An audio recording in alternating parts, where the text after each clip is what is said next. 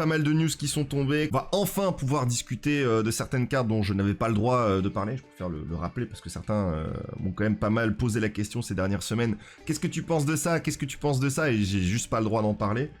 Non pas parce que je suis partenaire Konami, hein, vous le savez que ce n'est pas le cas, mais uniquement parce que certaines cartes ont été révélées un petit peu en avance via des leaks de manière illégale, et on risque tout simplement un ban Konami lorsqu'on en parle un petit peu trop tôt, lorsque la carte n'est pas officialisée.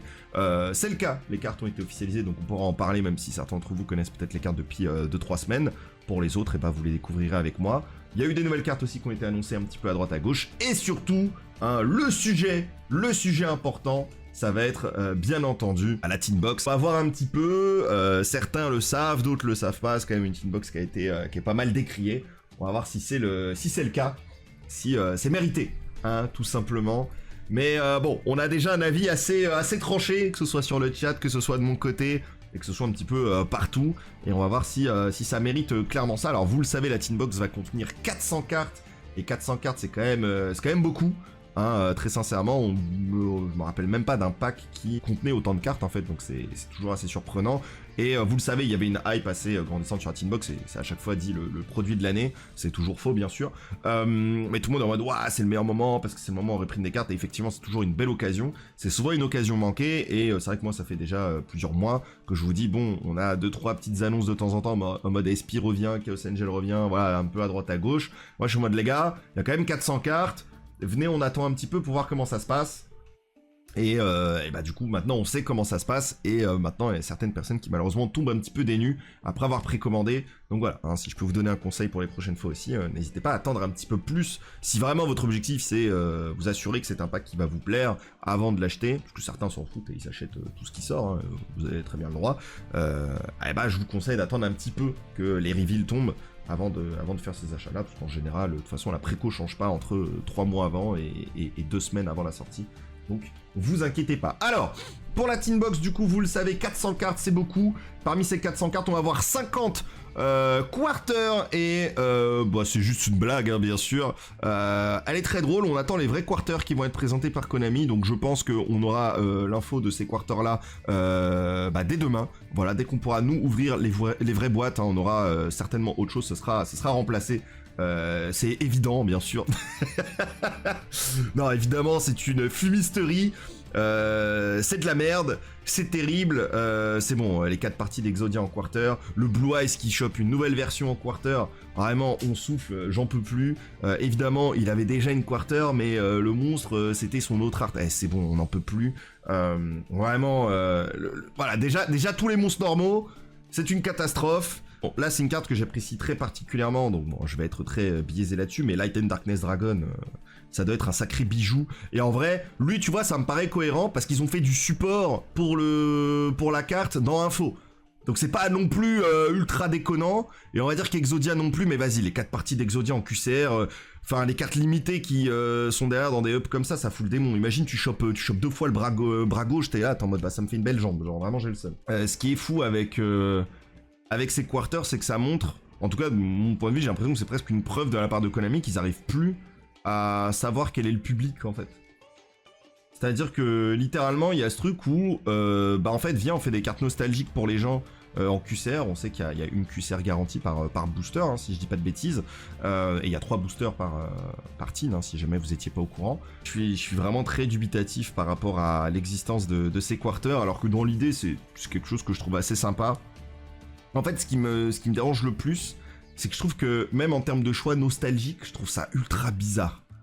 Genre, je pense que j'aurais vraiment préféré des choix qui ne parlent pas qu'à l'animé, mais quelque chose c'est la 25e année pour la troisième année consécutive, on n'en peut plus, mais le côté un peu, comment je pourrais dire ça, viens, on met en avant plus les cartes qui ont marqué l'histoire de Yu-Gi-Oh! Je pense que ça m'aurait vraiment un peu plus plu. De voir une quarter de chaque, de chaque carte qui ont un petit peu marqué le jeu. Ça me fait beaucoup penser à l'époque où ils avaient fait l'annonce Tokyo Dome, machin truc, je sais plus quoi, où ils avaient mis un petit peu toutes les cartes, tu sais, au commencer de Tier Element et ils descendaient jusqu'à arriver à Blue Eyes, et c'était cool. Donc j'avoue, j'aurais bien voulu un petit truc un peu plus comme ça, mais c'est vrai que là, en fait, il y a aucune hype sur aucune QCR à ouvrir personnellement de mon côté.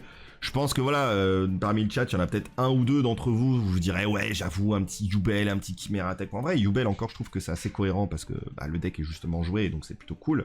Voilà, peut-être il y en a un d'entre vous qui va se dire ah putain, let's go, je sais pas, j'ai une bêtise. J'arrive même pas à trouver d'exemple. Bah, Terror Top, allez, tu vois. Ouais, Terror Top, cool, machin. Pancra, cool, mais c'est vrai que dans l'idée, ouais, ou Gazelle, voilà, il y aura bien un ou deux fans qui va kiffer, mais dans l'idée, je trouve ça assez. Je trouve ça, ouais, voilà, moi personnellement, effectivement, c'est Light and Darkness Dragon, je suis assez content. Parce que je me dis, ah, c'est vrai que la carte, c'est quand même une carte de baiser, et ça me fait plaisir, et pour moi, elle a marqué l'histoire du jeu, donc ça me fait plaisir d'avoir une carte comme ça dans le jeu. Et c'est cool de l'avoir en quarter, où j'ai vu elle coûte que dalle, donc c'est vrai que ça donne un petit peu envie d'aller la récupérer. Mais tu vois, quand dans un set de 50 cartes, de la rareté ultime qu'on attend tous, tu tapes seulement 2-3 cartes qu'à chaque fois chacun va trouver un peu pertinente à sa manière, c'est quand même un peu dommage quoi. Donc c'est vrai que je suis très très déçu, je m'attendais pas à grand chose et je suis quand même déçu. Donc c'est vrai que c'est vraiment triste. Ça me dérangerait vraiment pas qu'ils fassent un pack beaucoup plus nostalgique, dans lequel ils nous les mettent, ces fameuses quarters, et auxquels ils font plaisir quoi, aux joueurs nostalgiques, aux collectionneurs, à toutes ces personnes-là. Parce que bah ils ont aussi le droit de kiffer, tu vois, y a pas de problème. À des cartes de Time Wizard, ça aurait été cool aussi, tu vois, mettre Gorz. Il me semble Tragoedia aussi, elle peut être utilisée dans Time Wizard. Enfin, tu vois, des petites cartes comme ça qui sont vraiment cultes et qui sont vraiment intéressantes. Bref, tout ça pour dire que je pense que c'est vraiment dommage de créer une tin box qui en fait ne contente personne. Parce que nous, les joueurs compétitifs qui ont peut-être envie de up et trouver des cartes qui nous plaisent en QCR, on va pas les trouver. Enfin, quand je dis compétitif, vous m'avez compris, compétitif, semi-compétitif. Bref, on joue pas au jeu que de 2003. Et pour ceux qui sont plus fans de l'animé, collectionneurs et tout, bah c'est aussi dommage. Parce qu'en fait, vous vous retrouvez dans une situation où vous allez avoir une carte en QCR quand vous allez ouvrir des boosters, mais après, et on va le voir juste après, bah, quand vous allez voir la liste des autres cartes, bah, il n'y a aucune carte dans les boosters qui vont vous faire kiffer, parce qu'en fait, c'est des rééditions des derniers boosters enfin, c'est des rééditions un peu plus... ouais, pour essayer de jouer des cartes, quoi. Donc c'est vrai que c'est un peu bizarre. Ils ont vraiment rien à perdre à un petit peu essayer de séparer en deux. Pas la communauté, mais en tout cas ce genre de produit. Parce qu'en fait, tu contentes personne à 100% comme ça et c'est vraiment dommage. Ça, c'était les quarters, mais bon, si on avait que ça à dire et qu'après tout le reste était bueno, on n'en serait évidemment pas là. On va avoir ensuite la suite de la tin box et cette fois-ci, ce sera les secrets. Alors, je le rappelle, parce que là, vous voyez pas, mais là, il y a 50 cartes et là, on n'a pas toutes les secrets. On commence du coup très très fort avec 2 tokens. Ouais, vous m'avez bien entendu, 2 tokens en secret qui font partie du pool des cartes et... Voilà, donc peut-être il y a une carte qui vous aurait fait kiffer là en reprint, et bah non, vous allez manger des tokens. Et vous le savez, je suis un très très grand fan des tokens, j'adore les tokens. Moi, s'il y a une collection que je ferais dans Yu-Gi-Oh, ce serait les tokens. Bon, je fais pas de collection, mais si on avait une à faire, ce serait les tokens. Mais là, les tokens qui prennent l'emplacement d'autres cartes qui pourraient être en secret... Bah, franchement, Konami, des fois, j'ai l'impression ils sont nés avant la honte, quoi. C'est un peu chaud. Et vous allez voir déjà sur cette première page, il y a des choses qui vont, et on peut se dire c'est très très cool, hein. On peut noter ici, je sais pas, je pense à du Grand Guignol, à Gravekeeper Inscription, quand même une carte je pense qui était intéressante à reprint. On va voir Quem, qui enfin va pouvoir coûter moins cher pour ceux qui avaient peut-être envie de récupérer la carte. On va avoir Trust, on va avoir, malheureusement un Sanctifier. Bon, c'est le jeu. On va avoir évidemment Dispater, Luluwal Elite, Chaos Angel, même Morganite qui aura peut-être un petit up de rareté, ça peut faire plaisir. Le Crimson Dragon, Amritara, Révolution Synchro, même s'il avait pas mal baissé, c'est quand même une carte qui à un moment valait vraiment son pesant de cacahuètes et qui était assez compliqué à récupérer. Et on a des ups de rareté ici, on peut le voir avec Wannabe qui avant était une super rare et maintenant passe en secret carrément. On a la Gazelle, enfin on a toutes les bêtes illusions pour jouer Chimera qui ont aussi eu des petits ups ici. On a Cache Tire aussi qui a une petite... d'ailleurs le reste de Cache Tira qui a un petit... qui se met bien avec la Cache Tira Theosis, Rise Art et Cache Tira Tire. On a le Raigeki et le Tuning qui viennent avec les arts alternatifs. Eux par exemple, vous voyez, je suis très choqué qu'ils ne sont pas dans les cartes en QCR. Je pensais que ça allait être des cartes quarter, en tout cas c'est comme ça. Qui nous l'avait présenté, j'ai l'impression, au début, et au final, pas du tout. Ça va être des cartes en secret, et c'est vraiment dommage. Je pense qu'ils auraient pu prendre la place, littéralement, de de ça. Mais bon, c'est un peu spécial. Après, bon, voilà. Donc là, on pourrait se dire, bon, il y a des secrets qui sont peut-être pas incroyables, etc. Et il en manque, et évidemment, il en manque. Pourquoi ? Parce que, bah, effectivement, on se tape, en fait, 50 autres secrets. Donc au total, on en a 100. 100 secrets. Sachant que vous achetez une box, vous en avez 3. Hein. Il y a qu'une secret par booster. Et là, moi, je vais déjà, moi, il y a une target que je vois, j'ai envie de l'enculer. Il y a Junk Warrior. Les gars, il y a Robot Guerrier en secret. Au bout d'un moment, c'est pas normal. Robot Guerrier en secret dans ce pack. Enfin, frérot, si c'est pour faire ça, tu nous le mets en QCR avec les autres déceptions du pack. Qu'est-ce que c'est cette embrouille? Ça n'a pas de sens. Ça n'a pas de sens. Alors, je sais, il a été réédité il y a pas longtemps avec son alt alternatif. On n'a même pas l'alt alternatif de la carte. C'est vraiment... C'est une baise totale. La carte aurait pu sortir en commune, même ça m'aurait choqué. T'es en mode, mais qu'est-ce que tu fais là, frérot? Mais quel est le problème? Donc vraiment, un scandale. Lui, c'est l'intrus, et évidemment, à côté, on voit, moi je pense à l'Hydre Dragon, bien sûr, qui est une très très bonne carte pour tous ceux qui veulent jouer justement Tempai. En vrai, on a quand même des bonnes cartes qui tombent là-dedans. On a SP, on a Yama. Qu'est-ce qu'on va avoir d'autre? On va avoir... les cartes, ça m'énerve de les voir, donc j'ai pas envie de les considérer là-dessus. On va avoir 3 cartes exclusives qu'on va regarder tout à l'heure.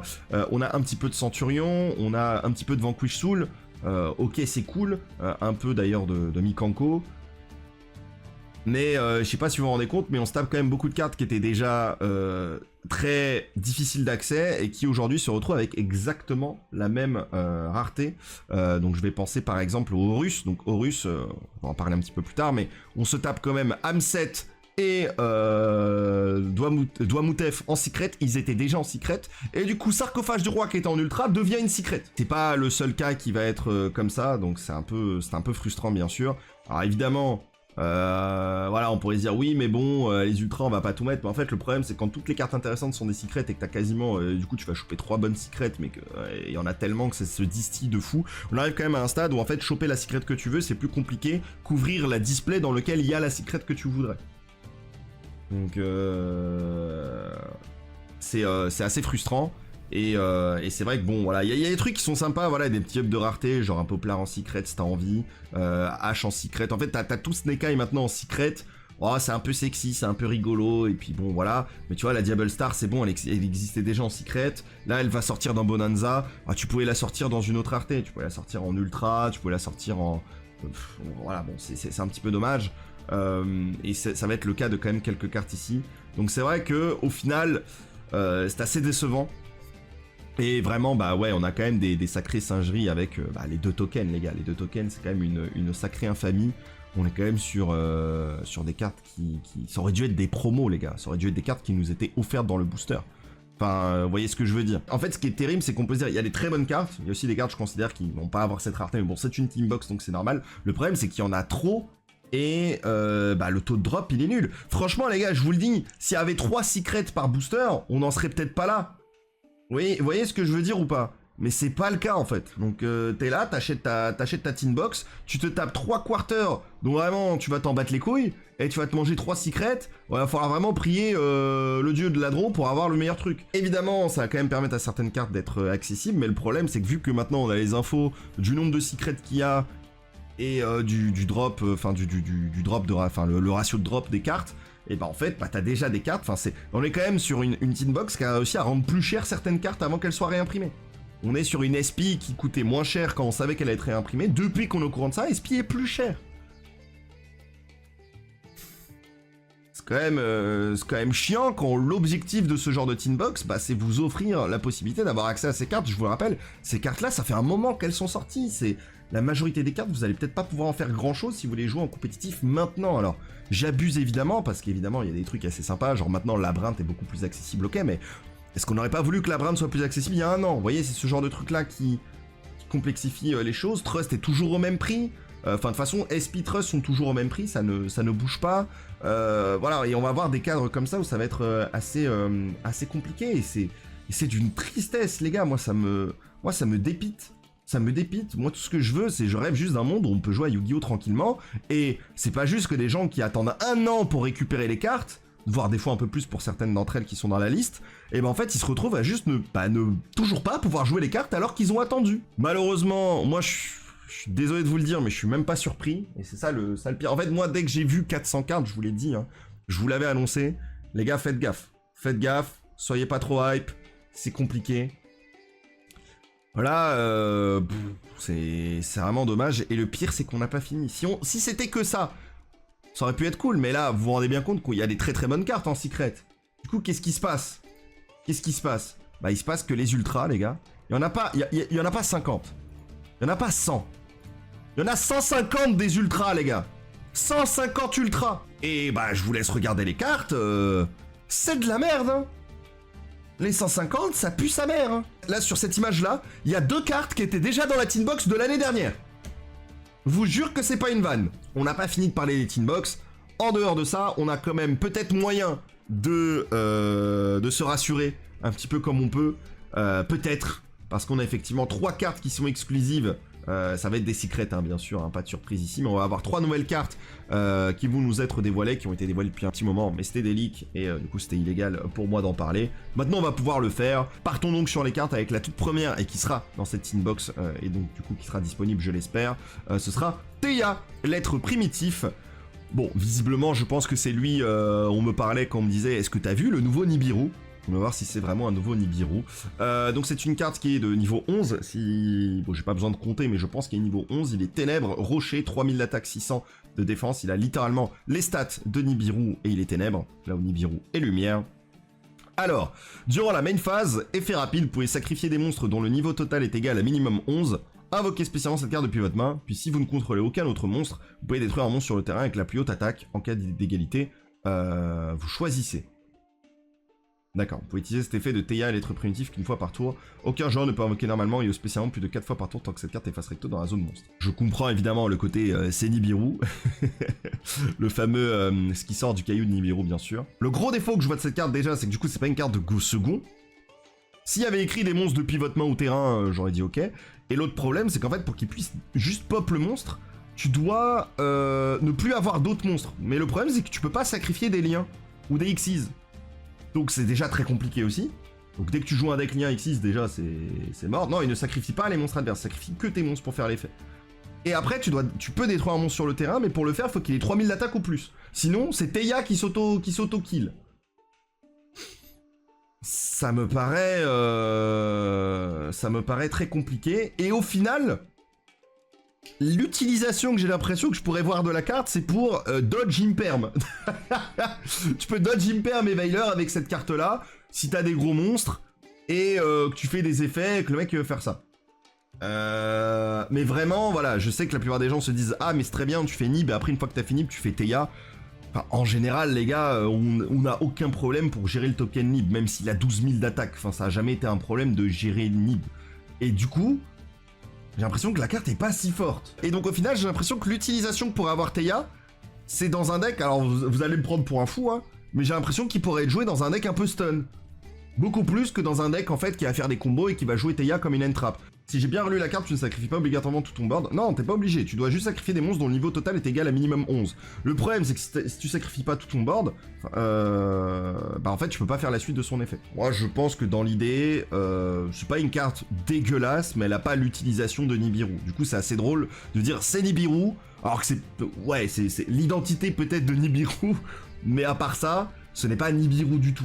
La carte, je trouve, elle a vraiment l'utilisation inverse, donc... En fait, sa mécanique d'invocation, elle est juste rigolote pour justement comboter avec Nibiru en main. Mais à part ça, c'est une carte qui est juste intéressante pour justement poser une full gate qui finalement est même assez fair. En tout cas, voilà pour Theia, carte intéressante, peut-être pas surpuissante comme son grand frère. Et on va voir une autre carte du coup qui sera une synchro, il s'agit d'Esprit Castelin. Qui est un monstre psychique synchro ténèbres de niveau 6, 1500 d'attaque, 2600 de défense. Il demande un synthoniseur plus 1 ou plus monstre non synthoniseur. Tu peux cibler un monstre face recto contrôlé par ton adversaire et tu échanges le contrôle du monstre et de cette carte. Cette carte est invoquée par synchronisation et envoyée au cimetière. Vous pouvez cibler un monstre face recto sur chaque terrain et changer le contrôle de ces monstres. C'est une nouvelle géonateuse. C'est pas dégueu, c'est générique, ça, tu peux jouer ça, je pense. Bah, j'ai l'impression que la carte est un peu meilleure que Theia. Par rapport au fait que tu puisses l'utiliser un peu partout. Moi, j'imagine ça plus comme une carte d'FTK à la con, effectivement, qu'autre chose. Donc, on verra. Mais pourquoi pas. Après, oui, ça reste assez moyen comme carte aussi, je pense. Voilà, comme Theia, j'ai l'impression que c'est quand même des cartes qui sont assez spécifiques, assez bizarres. Et on va voir du coup la troisième carte de la Tin Box, la troisième secret. Il s'agit de Grande Polymérisation. Bon, bah écoute, on va continuer avec les cartes poly. Invoqué par fusion un monstre fusion depuis votre extra deck en utilisant minimum 3 monstres depuis votre main ou terrain comme matériel. D'accord. Vous pouvez aussi bannir un nombre de monstres depuis votre extra deck comme matériel inférieur ou égal au nombre de monstres contrôlés par votre adversaire, mais vous perdez des LP égaux à la somme des attaques des monstres bannis de cette façon lorsque le monstre est invoqué par fusion. Waouh. Oh, elle porte bien son nom la carte. Grande polymérisation. Ah oui, oui, je veux bien te croire. Ce que j'aime bien avec la carte, c'est qu'il y a quand même un équilibrage parce que t'es obligé d'utiliser minimum 3 monstres. Il y a pas de... Tu vas pas faire une fusion classique. C'est une fusion qui te demande 3 matos. Maintenant, le fait de te prendre des dégâts... En fait, c'est une carte qui est folle aussi en go second parce que tu peux utiliser des monstres depuis ton extra deck comme matos. Mais il va falloir bien calculer les LP que tu vas perdre. Après, est-ce qu'il n'y a pas un monde où tu fais un truc comme ça et tu perds... imagine, tu perds des LP jusqu'en avoir 100, je dis une bêtise. Et après, en fait, la carte est pas hard once per turn et la carte te lock pas. Donc imagine derrière, en gros, le négatif, c'est le burn. Et imagine derrière, t'arrives à faire un Punisher. Et tu fais un Punisher et tu pars sur full damage... Punisher qui s'est boosté de fou et hop tu OTK en un coup avec ça, pourquoi pas, tu vois, je sais pas si ça sera possible. Je pense qu'il y a des strats à trouver avec Grande Polymérisation. C'est une carte de fou mais elle me va. J'ai l'impression qu'elle reste équilibrée parce que t'as minimum besoin de 3 cartes pour faire la fusion, donc c'est ok. Tu peux pas invoquer n'importe quelle fusion, donc c'est fine. Et derrière la condition de pouvoir utiliser des matos un peu comme ça gratos, ça te demande quand même que l'adversaire ait joué au jeu. Et en plus tu perds des dégâts. Donc voilà. Et c'est vrai que si ça sort sur Master Duel, bah, vous pourrez vous OTK tout seul pour aller gratter les gemmes bien sûr. Bon, en vrai ça me paraît bueno. Je pense même que c'est la meilleure des trois. Si je dois vraiment... je pense que si je dois juger là comme ça, je dirais que Grande Polymérisation est la meilleure des cartes. Et les deux autres sont un peu kiff-kiff. En mode, va falloir trouver une utilité pour les deux autres. Bon, ça, c'était pour les cartes qui étaient dans la Tin Box et les exclus Tin Box. On a quand même pas mal parlé de cette boîte de mort. Et on va parler du coup des nouvelles cartes qui ont été annoncées cette fois-ci en OCG. Et donc pas chez nous. On va avoir du coup une promo liée au manga OCG Stories qui cette fois-ci, après avoir fini de raconter sa vie avec Sky Striker, va nous raconter maintenant la vie de Magistus. Et donc du coup on aura Spoon, saut de Magistus. Je suis désolé pour l'image, il n'y a pas mieux. Voilà, donc j'ai fait comme j'ai pu. Il n'y a même pas de couleur sur cette image, je ne peux rien y faire, je suis désolé. Donc du coup, comme tout Magistus c'est un magicien, il est lumière, niveau 4, 1000 d'attaque, 1000 de défense. Et il va nous dire que tu peux la défausser pour activer un de ses effets. Soit tu vas tuto un monstre Magistus depuis ton deck à ta main, soit tu vas diviser par 2 l'attaque d'un monstre face recto contrôlé par l'adversaire jusqu'à la fin de ce tour. Tu peux activer un des deux effets, il y en a qu'un seul qui est vraiment bon, celui d'aller tuto un monstre Magistus. Le deuxième effet, j'ai l'impression qu'il n'aura jamais lieu. Si c'était un effet rapide, ok, mais c'est pas le cas. Tu vas diviser par 2, tu peux même pas le faire en damage step pour rigoler. Donc ouais, c'est un peu dommage. Tu peux bannir cette carte depuis votre cimetière, puis cibler un monstre face recto que vous contrôlez, équipez-le avec un monstre Magistus depuis votre extra deck ou cimetière. Oh, c'est très fort ça par contre. En vrai, la carte c'est un peu ce dont a besoin Magistus, hein. Tu discardes, tu vas aller tuto et après juste tu la discardes et donc du coup t'es pas... ouais, c'est pas hard once per turn, only once per turn, c'est vraiment hard once per turn chaque effet. Non, non, c'est très bien, hein. C'est très très fort. Pour Magistus, je pense que ça fera beaucoup de bien au deck. Et je pense que ça va être comme Sky Striker, hein. Ce sera pas des cartes exceptionnelles, mais ça fera beaucoup de bien au deck. Et ils pourront avancer petit à petit, essayer d'être un petit peu plus moderne grâce à ça. Donc ouais, non, je pense que ça va être assez sympa du côté de Cuillère, bien sûr. Bon, ça c'était pour la petite promo. On va pouvoir passer à la suite avec du coup Suda. Il y a une nouvelle carte qui a été annoncée dans Suda. Et attention, hein, tenez-vous bien. Parce que ça va être très fort. Attention. Il s'agit de Paladin des liens et de l'unité. Bon, je vous avoue que dès que j'ai vu le nom de la carte, je sais. Je sais, vous savez, nous savons. On le sait très bien, ça risque d'être une carte cataclysmique. Une carte qui est là pour, encore une fois, nous vendre, bien sûr, les 25 ans du jeu. Donc c'est un classique, c'est une synchro de niveau 12 lumière. Ça te demande un synthoniseur et un ou plusieurs monstres non synthoniseurs avec 2500 d'attaque et de défense d'origine. Et c'est là où vous le savez, eh ben, la carte est quasiment déjà ininvocable. On en avait déjà parlé avec la fusion. Il y a un seul truc que je comprends pas, c'est les stats. 2900 d'attaque, 2900 de défense, là où tous les autres trucs en lien avec justement les 25 ans, bah, c'était que 2005-2005, donc je comprends pas du tout. Ça n'a pas vraiment de sens. L'artwork est effectivement assez joli.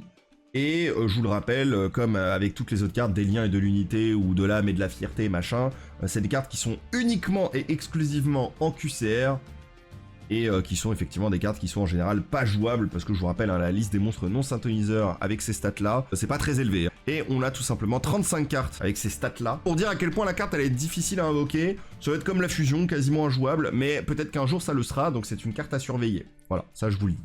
Cette carte invoquée par synchronisation ne peut pas être détruite par les effets de carte de votre adversaire. Aussi, votre adversaire ne peut pas cibler cette carte invoquée par synchronisation avec des effets de carte. C'est pas, pour l'instant, c'est pas mauvais, mais il reste qu'une ligne. Tant que vous avez minimum 25 cartes dans votre cimetière, cette carte invoquée par synchronisation gagne 100 attaque défense pour chaque carte sur le terrain et dans les cimetières. Attends, que c'est toi qui as minimum 25 cartes dans ton cimetière? Oh, ça c'est pas si mauvais que ça du coup. Parce que du coup c'est quelque chose qui peut se proc assez facilement, il faut ça. Après c'est un peu dommage, ils auraient juste pu faire, elle gagne 100 attaque défense pour chaque carte sur les terrains et dans les cimetières, mais... Parce que là en vrai elle gagne minimum 2005 et elle peut gagner beaucoup plus. Bon. Une fois par tour, lorsqu'une carte magie est activée, que votre adversaire a minimum 25 cartes dans son cimetière, effet rapide, vous pouvez annuler l'activation et si vous le faites, détruisez la carte. Ouais, c'est là où c'est dommage, c'est là où il fallait inverser les deux je pense. Je pense que t'avais inversé les deux. Je te disais que tant que c'est toi qui as 25 cartes dans le cimetière, tu peux faire son effet de negate, et tant que l'adversaire a 25 cartes, elle peut gagner les stats, ça aurait été mieux.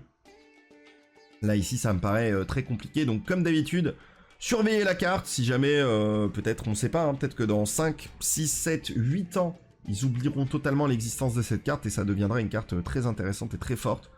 Donc voilà, hein, je vous rappelle, ça reste quand même des cartes jouables et c'est quand même des quarters. Moi, je reste pas fan de cette idée-là parce que ils ne s'interdisent pas non plus le fait de peut-être imprimer des cartes avec 2500 d'attaque et de défense et qui soient fortes à l'avenir et qui permettraient de faire cette carte. Donc, très dur de s'exprimer dessus actuellement, autre qu'en disant qu'elle est nulle, bien sûr, et qu'elle est quasiment injouable. Mais peut-être qu'à l'avenir, meilleure que les autres cartes du même type. En vrai, la fusion, elle était pas mal, hein. La fusion dragon, je me souviens, c'était pas mauvais, hein. Donc, et elle avait un peu le même problème. En fait, elles ont un peu toutes les deux le même truc. C'est en mode, elles sont pas injouables, mais elles sont très difficiles à invoquer et à optimiser. Maintenant, Yu-Gi-Oh, vous le savez, hein, des cartes qui redeviennent fortes 10 ans plus tard, ça peut exister. Et je pense que c'est des cartes qui peuvent avoir ce cas-là si jamais Konami oublie leur existence, bien sûr. Bon.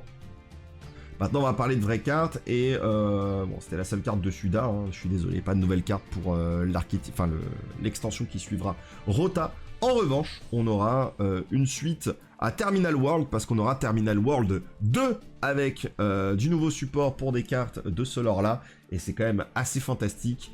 On va se mettre plutôt bien, et on va commencer du coup avec Mythologique qui va recevoir du support.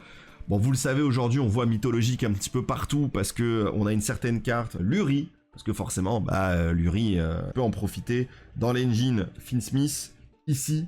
Donc c'est vrai que bon, voilà, la carte est un petit peu représentée. Mais est-ce que l'archétype sera jouable de son côté? Qu'est-ce qui nous réserve ici Konami? On va voir un petit peu. Et on va avoir ici Behemoth, le mythologique. C'est un monstre de niveau 2 lumière. C'est un bête synthoniseur avec 1000 d'attaque et 600 de défense. Alors, qu'est-ce qu'il nous dit? Cette carte est dans votre main. Vous pouvez défausser minimum 2 monstres mythologiques. Cette carte incluse. Et si vous le faites, invoquer spécialement un monstre synchro mythologique depuis votre extra deck dont le niveau est égal à la somme des niveaux d'origine des monstres défaussés. C'est pas mal, mais bon, ça te demande d'avoir ce qu'il faut. Pour faire la synchro, si une ou plusieurs cartes sont envoyées depuis votre main au cimetière tant que cette carte est dans votre cimetière, vous pouvez bannir cette carte, invoquer spécialement monstre mythologique depuis votre main. Ouais. Si c'était depuis le cimetière, ça aurait pu être intéressant, là, ça, voire même depuis le deck. Je pense que le deck aurait pu aller là-dedans. C'est pas... Enfin, en fait, ça te permet vraiment de simplifier les invocations synchro, parce qu'on le rappelle, c'est quand même un deck synchro, mais c'est assez difficile de mettre en place. Alors non, il joue pas tout seul, parce que si tu le discardes, ça le problème, c'est que des fois les gens n'ont pas conscience de ce truc-là. Tu le discardes, lui, avec un autre monstre mythologique, tu vas spé ton truc, ça ne permet pas de déclarer son autre effet. Parce qu'il y a bien écrit, si une ou plusieurs cartes sont envoyées depuis votre main au cimetière, tant qu'elle est dans ton cimetière. Donc son propre effet ne permet pas de faire son deuxième effet. Voilà. Qu'on soit d'accord, à moins que je devienne fou. Normalement, c'est pour ça que t'écris tant que cette carte est dans votre cimetière. Parce que l'autre carte qui a été envoyée, elle a été envoyée en même temps que lui au cimetière, donc ça ne va pas trigger. Je pense que c'est pas dégueu, mais j'ai quand même l'impression que Mythologique a peut-être besoin d'un petit peu mieux. Et bon, on va voir si ça va être le cas, avec ici Gamigin Mythologique. Ça se trouve, ça se dit pas comme ça, je suis désolé. C'est un démon synchro synthoniseur de niveau 4, et c'est un démon lumière cette fois-ci, avec 2000 d'attaque et 0 de défense. Qui va te demander un synthoniseur mythologique et un ou plusieurs monstres non synthoniseurs. Votre adversaire ne peut pas cibler les autres monstres synchro mythologiques que vous contrôlez avec des effets de cartes. C'est pas dégueu. Tu ne peux utiliser chacun des effets suivants de Gangim mythologique une fois par tour. Cette carte est invoquée par synchronisation pour invoquer spécialement monstre mythologique depuis votre main ou deck. Ah bah d'accord, bah ok, il fait ce que j'ai dit que le B Illimot devrait faire, donc spé depuis le deck. Ça va être un sacré choke point quand même, on va pas se mentir. En plus c'est dommage parce qu'il protège les autres monstres synchro mythologiques et pas lui-même. Cette carte est envoyée au cimetière, tu peux piocher un nombre de cartes égal au nombre de monstres synchro mythologiques que tu contrôles et après tu défausses une carte. Ok, donc tu fais la synchro, puis après tu vas draw parce que tu vas avoir une nouvelle carte. Au moins tu draw 1, tu discardes 1. Ok, bon, c'est... Ouais, dans mythologique, j'ai pas l'impression qu'il soit si dur à invoquer même s'il est que niveau 4. Puis Behemoth est niveau 2. C'est juste, ouais, lui il marche pas... Enfin, tu peux pas faire avec Luri, quoi. Donc ça doit se faire, et puis j'imagine effectivement que peut-être une version avec runique, le fait de discard, etc., ça peut peut-être fonctionner, donc pourquoi pas à prendre en compte ce genre de petites informations. Ouais, avec le Behemoth, c'est plutôt cool. Pour l'instant, en tout cas, c'est un bon début. Et je suis pas non plus en mode, c'est exceptionnel, vous voyez ce que je veux dire. On va continuer avec la suite, et on va avoir ici les Verzébut colomythologique. Pourquoi colo? Est-ce que le but c'est de jouer Evil Swarm avec? Je ne sais pas. En tout cas, c'est un synchro 10, lumière, démon, et il est générique. C'est quand même une carte là comme ça, sans avoir lu l'effet, 3050 d'attaque, 1950, histoire de se remettre avec un peu les colonies. Ça fait un peu peur, ça fait un peu peur. On va lire l'effet, on va voir ce que ça fait. Une fois par tour, durant la main phase, effet rapide, vous pouvez sacrifier un nombre de votre choix de monstres mythologiques, donc lui inclus. Et si vous le faites, prenez le contrôle d'autant de monstres face recto contrôlés par votre adversaire, mais leurs effets sont annulés. Waouh! Wow, c'est fort, hein! Bah, les gars, c'est peut-être pas une nouvelle baronne, mais c'est un monstre que tu invoques tous les soirs, je pense. En fait, je pense que tu peux même finir un endboard où tu joues juste les Verzébut, avec ton classique IP, machin, avec autre chose. C'est pas baronne, c'est-à-dire c'est pas un remplacement en mode... Elle fait pas du tout la même chose que baronne, mais les gars, c'est extrêmement fort. C'est pas jusqu'à la fin du tour. Bon, on va voir la suite. Mais déjà, ce premier effet, on rappelle, c'est générique. Premier effet, c'est un démon lumière, donc au pire, si en réseau ça passe pas, rien ne t'empêche de partir sur des Playfield Smith. Bon, voilà, je fais des blagues, mais vous avez compris. Cette carte est dans votre cimetière. Vous pouvez cibler une autre carte mythologique dans votre cimetière. Envoyez cette carte à l'extra deck si vous faites ajouter la cible à votre main. Tu peux utiliser cet effet de l'Everzébut colomythologique une fois par tour. Comment ça, tu peux faire que cet effet? Ah oui, il est une fois par tour, mais pas hard once per turn pour le premier effet. L'Everzébut, en tout cas, c'est une carte que je pense va être extrêmement forte, ultra importante pour certains endboards, et ça remplacera Baron. Ce n'est pas Baron, qu'on soit bien d'accord, mais c'est quand même une carte qui dit effet rapide, je te vole un monstre durant la main phase. Donc très intéressant ici. Et une carte qui va être très forte. Je sais pas si pour mythologique ce sera suffisant. Alors on va avoir du coup une magie continue avec un art assez fou. Pas l'habitude de voir ce genre d'art, ça me fait beaucoup penser à Prison d'un million de siècles. C'est un peu peut-être c'est le même artiste. Résurrection du royaume mythologique qui du coup est une magie continue. Et qui du coup nous dit, lorsque cette carte est activée, vous pouvez poser une magie piège mythologique. Résurrection du royaume mythologique exclu depuis votre deck. Il va falloir que je vérifie les magies pièges mythologiques les gars, hein, parce que là comme ça j'en ai aucune idée. On va avoir passage vers un royaume mythologique et trahison mythologique. Donc on a que 2 magies pièges. Ok. Donc on a passage qui dit lorsque cette carte est activée, tu peux envoyer un monstre mythologique depuis ton deck au cimetière. Ok. Tu peux cibler un monstre mythologique dans ton cimetière, tu défausses 2 cartes, si tu le fais, t'ajoutes le monstre à ta main. Ouais. Si ton monstre mythologique attaque un monstre adversaire que tu as moins de cartes dans ta main que ton adversaire, il gagne une attaque égale à la différence. Ouais, ok, on s'en fout. Ok. Le fait d'aller pouvoir foolish n'importe quoi, d'aller pouvoir récupérer en défaussant 2, en ajoutant le truc, ça me paraît pas dégueu. Hein. La suite de l'effet est pas fou. L'effet de combat, mais l'effet à l'activation et l'effet à la main phase comme ça, c'est pas mal. Vraiment, c'est très bien, mais est-ce que c'est pas la piège que tu vas avoir envie de poser? Ciblez un monstre mythologique dans votre cimetière, une carte face recto sur le terrain, défaussez une carte, et si vous faites, invoquer spécialement le monstre depuis votre cimetière. Et si vous faites ça, détruisez la carte sur le terrain. Ok, ouais, c'est clairement la carte que tu vas jouer. Tu peux littéralement, grâce à ça, tu peux jouer l'Everzébut. Tu peux le respect après l'avoir sacrifié. Et après, tu détruis un truc. C'est une singerie, en vrai. Peut-être je me trompe, hein, mais je crois que c'est possible, hein. Après, en fait, est-ce que tu peux jouer une... Ouais, t'as un mythologique qui tuto une MP. En fait, l'interaction est folle, c'est-à-dire tu vas voler une carte, tu respect, tu détruis, tu peux revoler une carte. Les gars, trahison mythologique, les Verzébut, plus la magie continue, sur le premier effet de la magie continue, c'est déjà fou.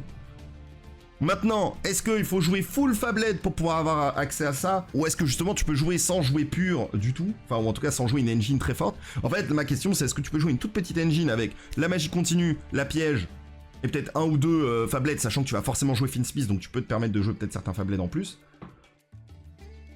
C'est quand même sacrément fort. Hein. Bon, voyons voir la suite. Votre adversaire ne peut activer ni de carte ni d'effet lorsque votre monstre mythologique est invoqué par synchronisation. Bon, c'est quand même plutôt pas mal. Une fois par tour, tu peux défausser une carte mythologique, puis activer un de ses effets. Piocher une carte. Ouais. Invoquer spécialement monstre mythologique depuis votre cimetière au bannissement.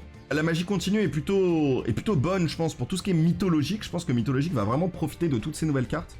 Par contre, j'ai l'impression que tu peux jouer une petite engine mythologique pour la foutre ailleurs, en fait. La foutre ailleurs et profiter de l'Everzébut et abuser de la carte à fou. Franchement, ça donne trop envie. Franchement, là, le support...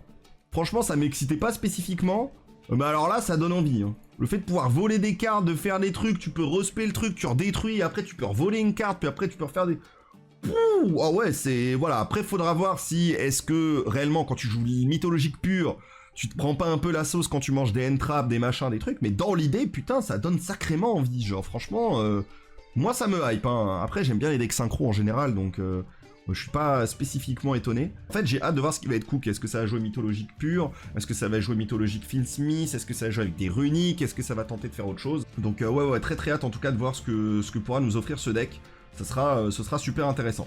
Et bien sûr, il n'est pas venu seul sur ce Terminal World 2. Il va être accompagné du deck préhistorique. Donc très hâte de voir un petit peu ce que ça va nous offrir du côté de préhistorique. Parce que vraiment, c'est un deck...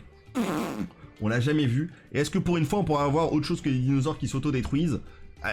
Telle est la question bien sûr. Et donc on va commencer avec le mégalo préhistorique. Bon par contre les designs c'est une histoire. Hein. J'aime bien les dinosaures mais ils sont sacrément moches quand même. Alors mégalo préhistorique, feu niveau 1, dinosaure synthoniseur, 500 d'attaque, 1300 de défense. Si vous contrôlez un monstre dinosaure, vous pouvez invoquer spécialement cette carte depuis votre main. Bon jusque là on fait quand même un effet... On est quand même sur un effet qui fonctionne bien. Durant votre main phase, vous pouvez défausser 2 cartes, une carte préhistorique incluse, puis piocher 2 cartes. Ok. Cette carte est détruite au combat ou par un effet de carte, vous pouvez envoyer un monstre préhistorique depuis votre deck ou extra deck au cimetière. D'accord. On reste évidemment sur le côté dino. Alors je vous vois venir en mode ouais, il faut que ça synergise avec dinosaure. Juste bah en fait j'en ai marre qu'un type, ce soit un archétype en fait. Voilà, je trouve ça trop naze. Voilà, on a le même problème avec d'autres types, et je trouve ça triste. Je pense que les dinosaures peuvent faire autre chose que juste se péter la gueule. Je pense que ce serait cool. Donc c'est juste dommage. Après voilà, c'est un archétype qui existe déjà, donc ça m'étonne pas, mais j'aimerais juste voir des dinosaures faire autre chose. Voilà, genre par exemple ce que fait Dinomorphia. Ce serait juste cool d'avoir autre chose à ce niveau-là. Bon, Mégalo, en tout cas, on est tout bon là-dessus. Ensuite, on va avoir Stygo préhistorique, qui lui est un petit peu plus joli quand même que Mégalo, du coup qui est niveau 4, feu, 1700 attaque, 900 de défense, et qui va nous dire durant la main phase, tu peux détruire une carte que tu contrôles, et si tu le fais, t'envoies un monstre dinosaure depuis ton deck au cimetière, puis tu peux invoquer spécialement des monstres préhistoriques depuis ta main et ou ton deck dont la somme des niveaux est égale au niveau du monstre envoyé. Hein? En ignorant leurs conditions. Quoi? Et aussi tu ne peux pas spé autre chose que les dinosaures. Bah encore heureux, merci bien frérot. What? Tu pètes un... tu envoies un dino, tu spais autant de dinos, enfin autant de préhistoriques que tu veux depuis ta main ou ton deck, et t'ignores leurs conditions de... Waouh. Et du coup, tu peux envoyer n'importe quel dino. Y'a pas un dino level 12? Il me semble, hein. Je vais juste vérifier, mais... La somme des niveaux doit être égale ou pas? Est égale. Ouais, ok, c'est pas égal ou inférieur. Ça aurait été fou, ça.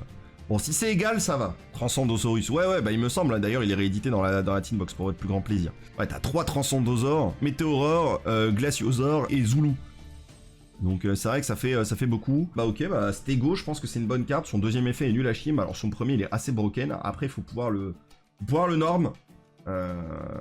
Donc ouais, je sais pas trop comment il fonctionne là, avec le fait de Foolish, on verra un peu. On aura ensuite Astéro préhistorique, lui il est quand même sacrément stylax. Un synthoniseur plus un monstre dinosaure non synthoniseur, la base, 2500-2300. Cette carte est invoquée par synchronisation, vous pouvez poser une magie piège préhistorique depuis votre deck ou cimetière. On a Impact, si vous contrôlez un monstre dinosaure avec minimum 2500 d'attaque, détruisez toutes les cartes sur le terrain. Bah en vrai c'est pas si mauvais, genre tu l'invoques, et tu poses Impact. Ça va, c'est bien. Une fois par tour, lorsque votre adversaire va invoquer spécialement un ou plusieurs monstres, effet rapide, vous pouvez bannir 2 monstres dinosaures depuis votre cimetière, annuler l'invocation et si vous le faites, détruisez les monstres. Ah oui. Ah oui, effectivement, et ça c'est pas mauvais. Et c'est pas Hard One Spartan en plus. Ouais, Konami, oubliez pas. Bon après, j'avoue, est-ce que c'est pas le genre de deck qui a besoin de ce genre d'effet? Ok. Durant le tour de votre adversaire, effet rapide, encore? Vous pouvez bannir 2 monstres préhistoriques. Oui, depuis votre cimetière. Invoquez spécialement un météore préhistorique depuis votre extra deck. Ah! Ceci est traité comme une invocation synchro. Ah oui! Ah oui, bah on s'en bat les couilles maintenant. Ah oui, Astéro, c'est pas mal. Ah, quand il faut tricher, il est là, hein. Météore, pour ceux qui ne savent plus ce que fait la carte, je vous le rappelle. Météore, c'est quand même, Jurac Météore, hein, du coup, qui nous dit quand même, bon, qui est déjà très difficile à invoquer de base, et qui nous dit ici, lorsqu'elle est invoquée par synchronisation, tu détruis toutes les cartes sur le terrain. Voilà. Le problème de la carte, c'est évidemment, elle a jamais été rééditée, donc on va être dans le même problème que Hydro Dragon. La carte va coûter la peau du cul, c'est un enfer. Et ensuite, tu peux spare un monstre synthoniseur depuis ton cimetière, parce que c'est jamais fini, bien sûr. Alors, c'est assez fou, parce que tu vas quand même jouer... Tu vas quand même jouer ça. Tu vas te manger, du coup, Astéro. Astéro qui pose la magie piège préhistorique, donc tu peux littéralement poser la piège qui détruit tout. Mais bon, si tu peux directement faire le météore, ça va plus vite. Et il va rester une dernière carte, ce sera Volcan préhistorique, qui est la magie de terrain, qui du coup peut aussi être posée par le Astéro, qui nous dit durant votre main phase, vous pouvez détruire un monstre dinosaure que vous contrôlez si vous le faites invoquer spécialement un monstre préhistorique depuis votre deck. Ok. Notre adversaire invoque spécialement un ou plusieurs monstres et qu'il a activé des effets de monstre minimum 4 fois ce tour, vous pouvez invoquer spécialement un météore préhistorique depuis votre extra deck. Attends, mais du coup, t'en invoques combien des météores? Moi, j'en peux plus. What? Si un ou plusieurs monstres préhistoriques que vous contrôlez vont être détruits par un effet de carte, vous pouvez bannir un monstre dinosaure depuis votre cimetière à la place. Ah, ça c'est fort. Ah ouais, mais le deck il est vraiment devenu débile as fuck, genre ok, ouais c'est marrant. Bon en tout cas, en dehors de ça, c'est plutôt fort, c'est plutôt bien. Hein. Je pense que préhistorique va se faire plaisir. En vrai là, putain, mythologique et dino, d'habitude on est en mode pire truc, on a vu les Teen Box, on était en mode pire set de l'histoire. Au final, là, on voit les préhistoriques, les mythologiques. Putain, ça fait du bien de s'appeler Ick à la fin de son nom. Hein. Nouvelle petite info, on aura le pack qui suivra Supreme Darkness. Ce sera Alliance Insight. Donc, probablement Aline. Donc, c'est assez rigolo. On verra bien comment ça se passe. Mais on n'a rien d'autre. Hein. On a juste le nom. On n'a pas d'image, on n'a pas de truc. Et puis Suda, c'est déjà pas maintenant. Là, on a déjà Rotak qui nous attend. Puis après, on va avoir Supreme Darkness, Suda. On n'a pas encore toutes les cartes. Et ensuite, on va avoir Alliance Insight qui nous attend. On a encore pas mal de choses qui nous attendent sur Yu-Gi-Oh! Les news ne sont évidemment jamais finies parce qu'elles sont infinies.